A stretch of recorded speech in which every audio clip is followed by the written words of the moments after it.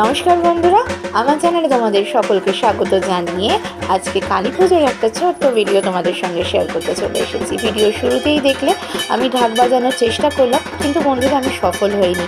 তারপর প্রত্যেকে, দাদা, আমার হাজব্যান্ড, প্রত্যেকে ঠাকুরের সামনে ঢাক কাসর সব বাজাচ্ছে। তো আমাদের বাড়িতে, আমার দাদার বাড়িতে ছিল কালী পুজো।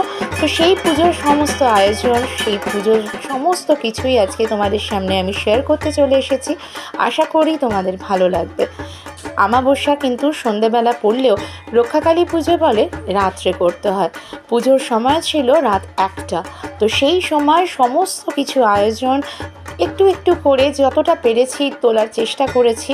তো নিজে তো কাজে ব্যস্ত, অন্যকে দিয়ে তোলানোর চেষ্টা করেছি। তো যেটুকু পেরেছি তোমাদের সামনে শেয়ার করলাম। আশা করি তোমাদের ভালো লাগবে। তো বন্ধুরা, মায়ের রূপ দেখো, অপূর্ব মায়ের রূপ। রাত 1টার সময় ঠাকুরমশাই যখন পুজো করতে বসলেন, মায়ের চক্ষু দান করলেন, প্রাণ প্রতিষ্ঠা করলেন, তখন মনে হলো মায়ের এক অপূর্ব রূপ আমরা চোখের সামনে দেখতে পেলাম। তো বন্ধুরা, আজকে যদি ভিডিওটা তোমাদের ভালো লেগে থাকে তো অবশ্যই একটা লাইক করো, একটা কমেন্ট করো। ঠাকুরের পুজোর পাশাপাশি ছিল খাওয়া দাওয়া, আত্মীয় স্বজনের আসা, সমস্ত নিয়েই কিন্তু সেই রাতটা বেশ ভালোভাবেই কেটে গিয়েছিল।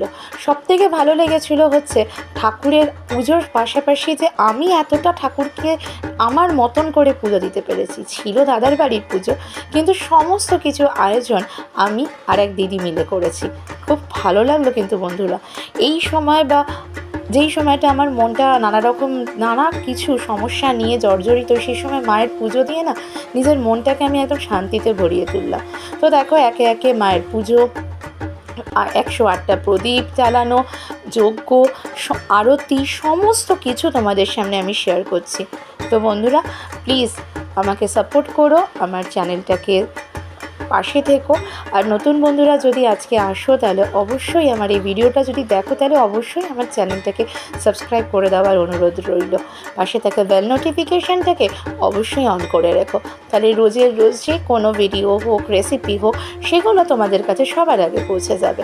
তো দেখো, যজ্ঞ হচ্ছে। তো যজ্ঞতে আহুতি দান দিতে বলেছে, তো আমি দিচ্ছি। আর ওই ঠাকুরমশাই ওই পাশে যে বসে আছে সে হচ্ছে আমার দাদার ওয়াইফ।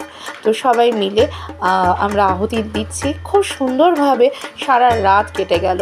তো জানো বন্ধুরা, এই সারা রাত্রে কিন্তু আমরা প্রত্যেকে, মানে আমার ফ্যামিলির 4 জনই কিন্তু জেগেছিলাম।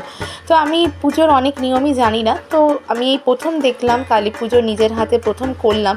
তো সারা রাত জেগে কালী পুজোর কী জিনিসটা, সেটা এই বারটা আমি ভালোভাবে উপলব্ধি করলাম। আর আমার মেয়ে, আমার যারা পুরনো বন্ধু আছো সবাই জানো, আমার মেয়ে কিছুদিন আগে খুব খুব অসুস্থ ছিল।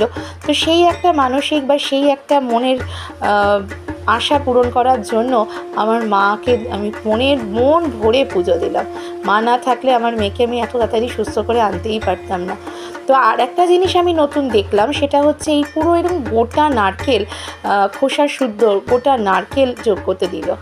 এইগুলো আমি এই প্রথম দেখলাম। তো যাই হোক, খুব ভালোও লাগলো। আর কালী পুজোর আরেকটা জিনিস, নিজেরা সব জোগাড়জাত করে রেখে দিতে হয়, ঠাকুরমশাই এসে নিজের মতন নিজে সমস্ত কিছু আয়োজন করে নেয়। তো যাই হোক, আমি কিন্তু খুব খুব আনন্দ করে, খুব ভক্তি ভরে আমি কিন্তু এই দিনটা কাটিয়ে উঠলাম।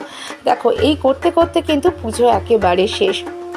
মায়ের এরপরে দর্পণ দিয়ে মাকে দেখা হলো, সবের মাঝখানে তারপরে মায়ের চলে যাওয়ার পালা। মাকে আনা হলো, তারপরে মাকে নিয়ে যাওয়া হচ্ছে। কয়েক ঘন্টার জন্য মা এসেছিলেন আমাদের কাছে, কিন্তু প্রত্যেকের মন ভরিয়ে চলে গেলেন না।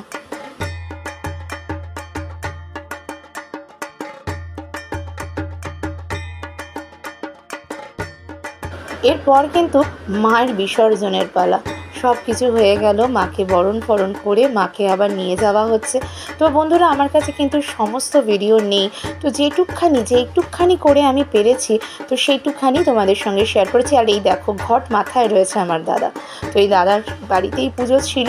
তো সেই দাদার বাড়িতে পুজোতে খুব আনন্দ করলাম। এই যে মা ম্যাটারও করে যাচ্ছে, মানে এতটাই আমরা এদিক ওদিক করে সব পড়ে যাচ্ছিলাম যে ঠাকুরের মুখে যে একটা লাইট দেবো সেইটুকখানি অবধি আমাদের মানে সেই ক্ষমতা ছিল না। তো এই করে করে আস্তে আস্তে আমরা গঙ্গার দিকে যাচ্ছি, মাকে বিসর্জন দেব। সবথেকে বড় কথা, এই বিসর্জনে দেখো, এই একটা আমার কাকিমা, তো এই কাকিমা কী সুন্দর নাচছেন, সবার সঙ্গে খুব ভালোভাবে আমরা কিন্তু কাটিয়ে দিলাম। তো অনেকক্ষণ ধরে দাদা দাদা করছি। তো এই দাদা হলেন আমার এক স্টুডেন্টের বাবা। অপরিচিত হলেও, বেশি দিনের পরিচয় না হলেও নিজের থেকেও বেশি হয়ে যায় এরা। কিছু কিছু সময় মনে হয় যে নিজের মানুষ বোধহয় এরকম হয় না, যেরকমভাবে এরা আমাকে আপন করে নিল, আমাকে না, আমার দিয়ে প্রত্যেককে। তো দেখতেই পাচ্ছ, দাদা, আমার হাজব্যান্ড, আরেক ভাই সব মাকে নিয়ে যাচ্ছে। মাকে এবারে বিসর্জন দেওয়ার পালা চলে এসেছে। মনটা কিন্তু খুব খারাপ হয়ে যায় সেই সময়। বেশ কিছুক্ষণের জন্য মা আসলো, আনন্দ উপভোগ করলাম, পুজো করলাম, তারপরেই মা চলে গেল। তো মায়ের বিসর্জনের পরে কিন্তু আমরা বাড়ি ফিরিনি। সামনেই আছে ভূতনাথের মন্দির। সেখানে ছোট্ট একটু ক্লিপ তোমাদের সঙ্গে আমি শেয়ার করব, তার কারণ সেখানে ভিডিও করা বারণ ছিল। কিন্তু অত ভোরবেলায় না, সত্যি এত সুন্দর করে পুজো দিলাম ভূতনাথে। গঙ্গার জল দিয়ে বাবার মাথায় ঢাললাম। সেই বাবার ছোট্ট একটুখানি শিলা ওখানে ভিডিও করতে দেয় না, কিন্তু সেই মুহূর্তে ঠাকুরমশাইরা পুজো নিয়ে এত ব্যস্ত ছিল যে আমি ভিডিওটা করতে পারতাম, কিন্তু ঠাকুর দেখবো না ভিডিও করব, এই চক্করে আর ভিডিওটা ঠিক মতন হলো না।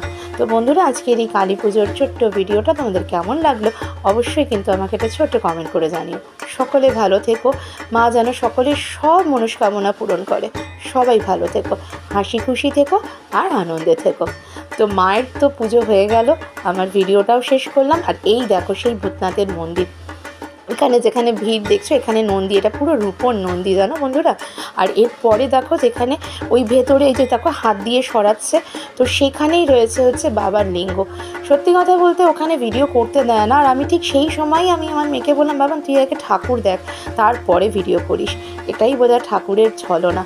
তো আজ আসি, আবার দেখা হবে অন্য কোনো দিন অন্য কোনো ভিডিওর সাথে। সকলে ভালো থেকো, জয় মা।